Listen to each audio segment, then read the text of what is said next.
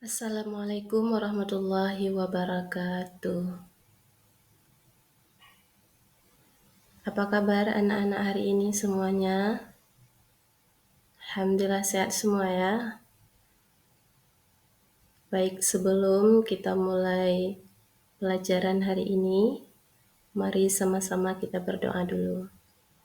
Bismillahirrahmanirrahim.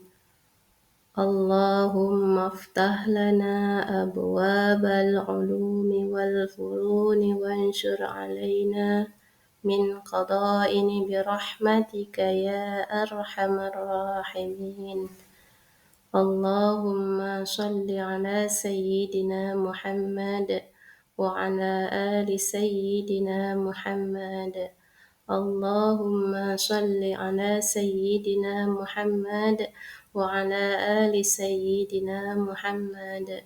Allahumma salli ala sayyidina Muhammad wa ala ali sayyidina Muhammad.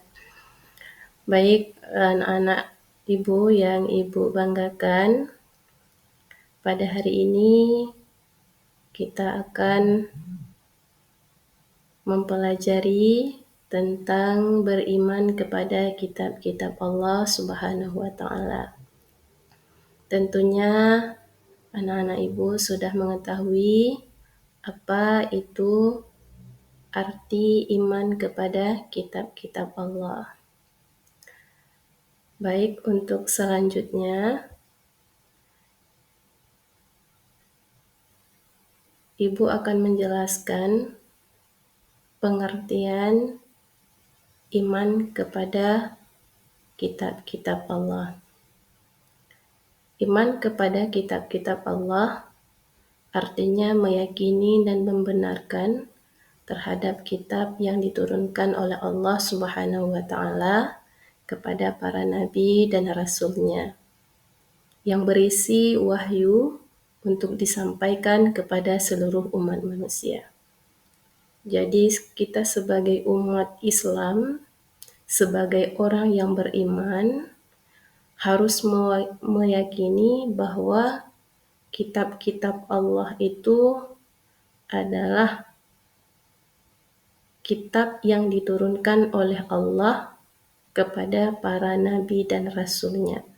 Maka wajib bagi kita untuk mengimaninya sebagai bentuk keimanan kita kepada Allah Subhanahu wa Ta'ala, sebagaimana iman kita kepada nabi dan rasul. Karena percaya kepada kitab-kitab Allah termasuk ke dalam rukun iman yang ketiga. Baik, untuk selanjutnya, beriman kepada kitab-kitab Allah Subhanahu wa Ta'ala hukumnya wajib. Wajib bagi siapa? Wajib bagi semua orang-orang yang beriman, sebagaimana beriman kepada Allah Subhanahu wa Ta'ala dan beriman kepada Rasulnya. Kemudian dalil bahwa kita wajib beriman kepada kitab-kitab Allah sebagaimana Allah menjelaskan di dalam Quran Surat An-Nisa ayat 136 yang berbunyi, A'udzu billahi minasyaitonir rajim. Bismillahirrahmanirrahim. Ya ayyuhalladzina aminu billahi wa rasulih wal kitabil nazzala ala rasulih wal kitabil anzala min qabl wa man yakfur billahi wa malaikatihi wa kutubihi wa rusulihi wal yawmil akhiri faqad dhalla dhalalan ba'ida. Shadaqallahul azim. Yang artinya, wahai orang-orang yang beriman, tetaplah beriman kepada Allah dan Rasul-Nya dan kepada kitab Allah turunkan kepada Rasul-Nya, serta kitab yang Allah turunkan sebelumnya. Barang siapa yang kafir kepada Allah, malaikat-malaikatnya, kitab-kitabnya, rasul-rasulnya, dan hari kemudian, maka sesungguhnya orang itu telah sesat sejauh-jauhnya. Ini adalah dalil Al-Quran yang mengatakan bahwa kita beriman kepada kitab-kitab Allah sebagaimana beriman yang telah disebutkan di dalam rukun iman. Baik, untuk selanjutnya, kitab-kitab Allah. Berapa jumlah kitab yang diturunkan oleh Allah? Nah, kitab yang diturunkan oleh Allah kepada Nabi ada 4 kitab. Nah, kitab yang pertama itu ada kitab Taurat. Kepada siapa diturunkan kitab Taurat? Kepada Nabi Musa alaihissalam. Kapan diturunkannya? Nah, diturunkannya kitab Taurat kepada Nabi Musa itu abad ke-12 sebelum Masehi. Jadi, Taurat ini diturunkannya kepada Nabi Musa alaihissalam. Abad ke-12 sebelum Masehi. Kemudian yang kedua, ada yang disebut dengan kitab Zabur. Nah, kitab Zabur ini kepada siapa diturunkan? Nah, diturunkannya kepada Nabi Daud alaihissalam. Kapan diturunkannya? Ya, pada abad ke-10. 10 Masehi atau sebelum Masehi? Ya, diturunkannya sebelum Masehi, abad ke-10 sebelum Masehi. Kemudian yang ketiga ada kitab Injil. Nah, kitab Injil ini diturunkan kepada siapa? Kepada Nabi Isa alaihi salam. Nah, kapan diturunkannya? Diturunkannya pada abad ke-1 Masehi. Ya. Yang dua tadi Taurat Zabur sebelum Masehi. Sedangkan kitab Injil ini diturunkan pada abad ke-1 Masehi. Nah, kemudian yang keempat. Yang keempat itu ada namanya kitab Al-Quran. Ya, kitab Al-Quran itu diturunkan kepada Nabi Muhammad Shallallahu Alaihi Wasallam. Kapan diturunkannya Al-Quran? Al-Quran diturunkan pada abad ke-7 Masehi. Nah, Al-Quran ini kenapa terakhir diturunkan? Kenapa nggak pertama? Ya, Al-Quran itu adalah kitab Allah yang diturunkan setelah Injil sebagai penutup di antara kitab-kitab yang lain. Maka Al-Quran ini adalah sebagai pedoman hidup bagi umat manusia, umat Islam. Nah, bagi kita sebagai umat Islam, apakah wajib kita beriman kepada Al-Quran? Wajib. Apakah kita wajib beriman kepada Injil? Wajib. Apakah kita wajib beriman kepada Zabur? Juga wajib. Dan bagaimana dengan kitab Taurat? Juga wajib. Karena kenapa harus wajib? Karena keempat kitab ini diturunkan oleh Allah kepada Nabi dan Rasul. Nah, baik. Sampai di sini kita sudah pahami bahwa kitab yang diturunkan Allah itu hanya 4, tidak lebih daripada itu. Ya, kenapa diturunkan kitab ini? Sebagai pedoman hidup manusia. Kalau tidak ada kitab, kita tidak ada pedoman hidup. Kita tidak ada dasar-dasar hidup kita itu ketika ada masalah, kita mau lihatnya di mana. Jadi Al-Quran itu sebagai pedoman hidup kita. Ya. Kemudian dari 4 kitab itu, apa isi pokok yang terdapat di dalamnya? Nah, isi kitab kitab Allah yang diturunkan kepada para nabi dan rasul mencakup beberapa hal, ya, antara lain sebagai berikut. Yang pertama ada tentang akidah. Apa itu akidah? Mengesahkan Allah. Yang kedua ada syariat. Apa itu syariat? Ketentuan dalam kehidupan berupa perintah dan larangan bagi umat manusia. Dan yang ketiga ada akhlak. Apa itu akhlak? Cara bersikap dan bertindak kepada Allah Subhanahu wa taala serta kepada sesama. Nah, yang keempat, janji pahala dan ancaman siksa kepada umat manusia.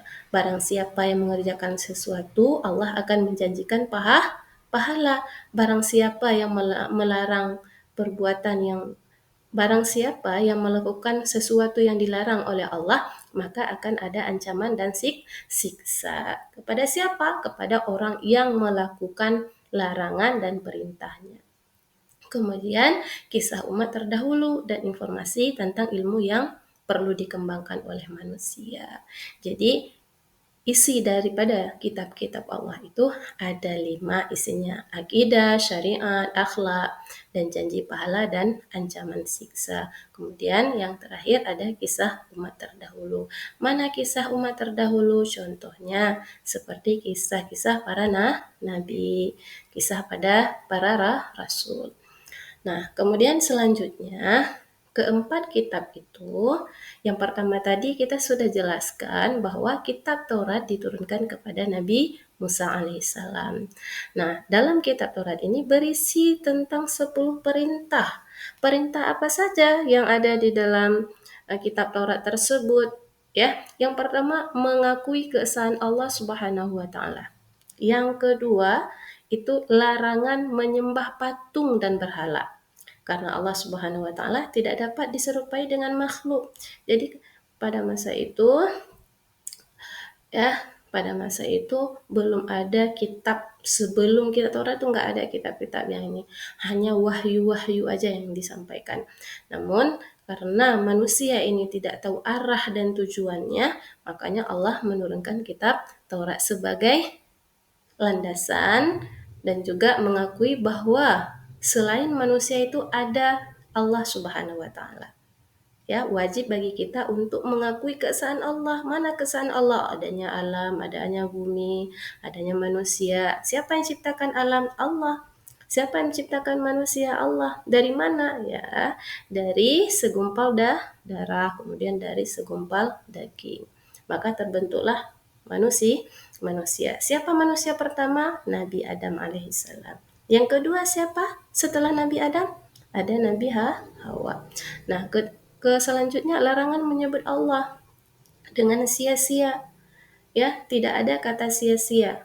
Karena Allah itu ada. Ya, tidak ada perbuatan kita yang sia-sia karena sudah ditentukan oleh Allah. Yang keempat, memuliakan hari Sabtu. Ya, kemudian menghormati ayah dan ibu. Nah, keenam, larangan membunuh sesama manusia. Kita sebagai manusia tidak boleh membunuh ataupun menyakiti antara sesama, karena itu sangat dilarang. Nah, yang ketujuh ada larangan berzina. Nah, di dalam kitab ini juga disampaikan bahwa kita tidak dibolehkan berzina, sangat dilarang. Karena berzina itu adalah salah satu perbuatan yang keji. Yang ke-8 ada larangan mencuri. Nah, kita tidak boleh melakukan mencuri karena mencuri itu dapat menyebabkan pertikaian dan dapat merusak diri kita, dan makanan ataupun barang yang kita ambil, yang kita curi itu tidak berkah, ya, tidak halal. Nah, maka tidak dibolehkan kita mencuri apapun alasannya. Nah, yang ke-9 ada larangan menjadi saksi yang berdusta. Kita sebagai manusia karena sayang kepada seseorang, padahal ketika kejadian itu kita nggak ada di tempat. Nah, tiba-tiba kita menjadi saksi.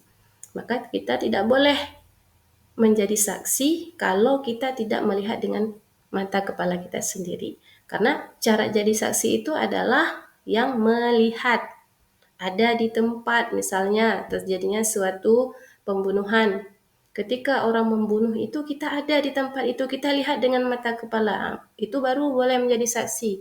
Maka kita tidak dianggap saksi yang berdusta. Nah, kalau saksi yang berdusta, kita tahu dari orang lain, ya. Padahal orang yang menyampaikan itu dia tahu dari orang lain, tidak benar adanya, tidak melihat dengan kasat mata. Kita tidak boleh menjadi saksi. Ya, tidak boleh menjadi saksi. Kalau kita menjadi saksi berarti kita adalah saksi yang berdusta. Kemudian larangan memiliki keinginan untuk menguasai hak orang lain. Jangan punya orang punya kita, barang orang barang kita. Nah, itu tidak boleh. Ya, di dalam kitab Taurat disampaikan ada 10 perintah. Itu sudah Ibu sampaikan tadi. Kemudian dalam kitab Zabur diturunkan kepada Nabi Musa alaihissalam. Ya, dalam kitab ini tidak mengandung hukum-hukum atau syariat yang baru. Jadi dalam kitab Zabur ini hampir sama dengan perintah yang ada di dalam kitab Taurat. Nah, kenapa? Karena Nabi Daud alaihissalam mengikuti syariat yang diturunkan Allah Subhanahu wa taala kepada Nabi Musa alaihissalam. Kitab Zabur berisi kumpulan ayat-ayat yang suci. Kitab Zabur ini terdiri dari 150 surat, berisi nasihat, kata-kata hikmah, dan puji-pujian.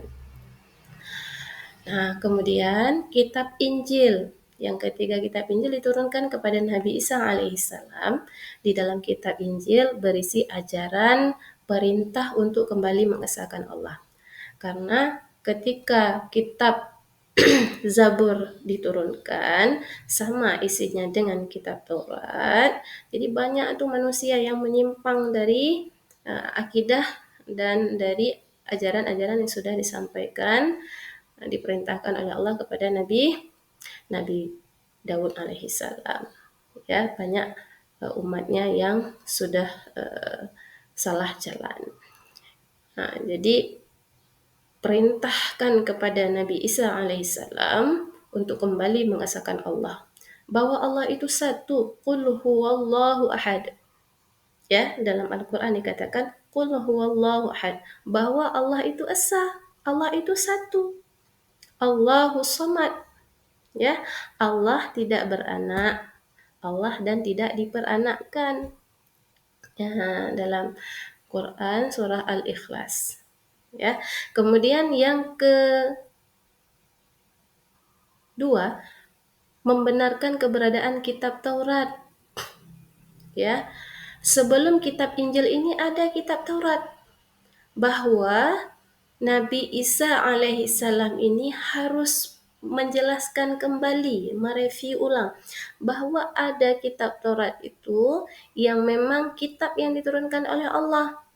Ya, harus kita percaya kepada kitab Taurat tersebut karena isi di dalamnya itu mengandung tentang mengesahkan Allah.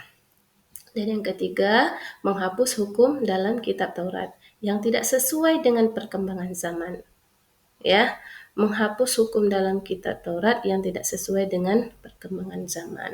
Ada isi dalam kitab Taurat ini yang sudah ketinggalan mungkin salah satunya, sehingga diubah sesuai dengan perkembangan zaman.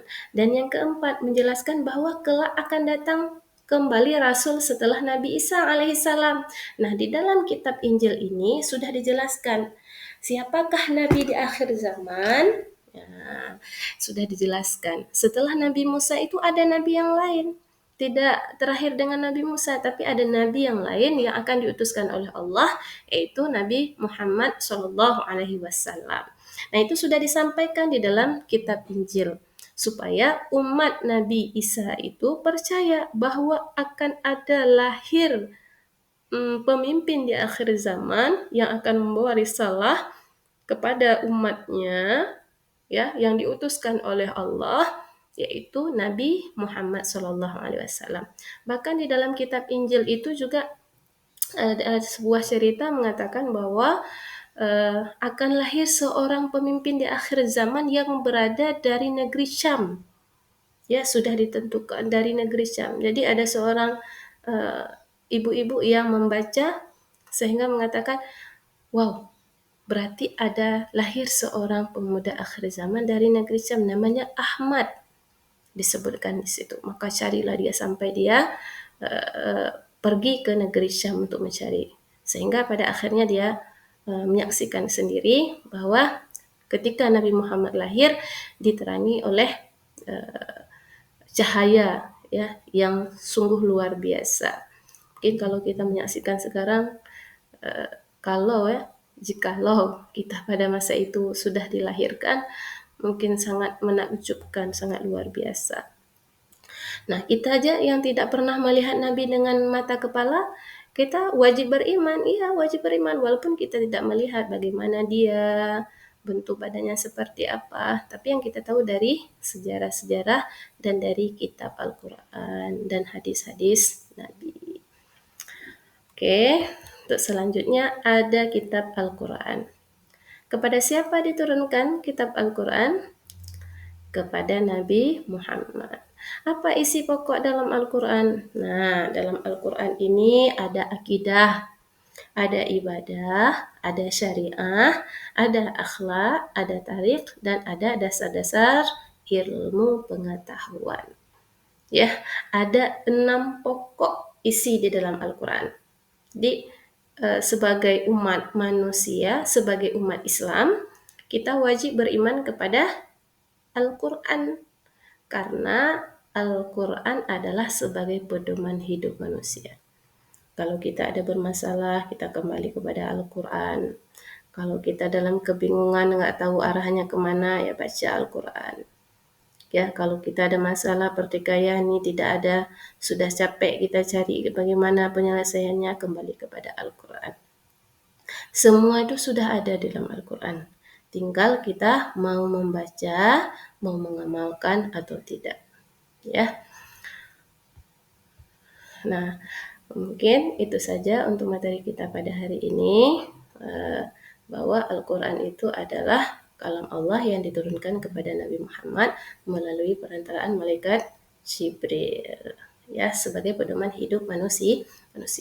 Baik, anak-anak ibu semuanya, pada hari ini kesimpulan kita, apa kesimpulan pertama? Ya, yang pertama itu orang yang beriman wajib beriman kepada kitab-kitab yang telah diturunkan Allah Subhanahu wa taala. Mana kitab-kitab yang diturunkan Allah? Yaitu ada kitab Taurat, Zabur, Injil, dan Al-Quran. Yang kedua, kitab-kitab Allah yang wajib diimani ada 4. Yang pertama Taurat, Zabur, Injil, dan Al-Quran. Yang ketiga, fungsi kitab Allah adalah sebagai pedoman hidup, penegas kebenaran wahyu sebelumnya, dan pembeda antara yang benar dan yang salah. Ya. Yang keempat, Al-Quran adalah kitab suci terakhir yang terjaga keasliannya dan berlaku sepanjang masa, berisi petunjuk yang sempurna untuk seluruh aspek kehidupan manusia. Itulah kesimpulan dari materi kita pada hari ini. Semoga apa yang Ibu sampaikan ini bisa bermanfaat dan mudah-mudahan bisa diamalkan dengan baik. Yang perlu kita ketahui bahwa adalah kitab yang diturunkan Allah itu ada 4. Sebelum kita itu sudah ada kitab-kitabnya. Ya, sesuai perkembangan zaman, sesuai dengan masanya. Ya, Taurat waktu itu pada masa Nabi Musa, kemudian Zabur Nabi Daud, kemudian Injil itu ada Nabi Isa, dan terakhir adalah Al-Quran kepada Nabi Muhammad SAW. Baik anak-anak ibu semua, untuk materi kita pada hari ini kita cukupkan sampai di sini.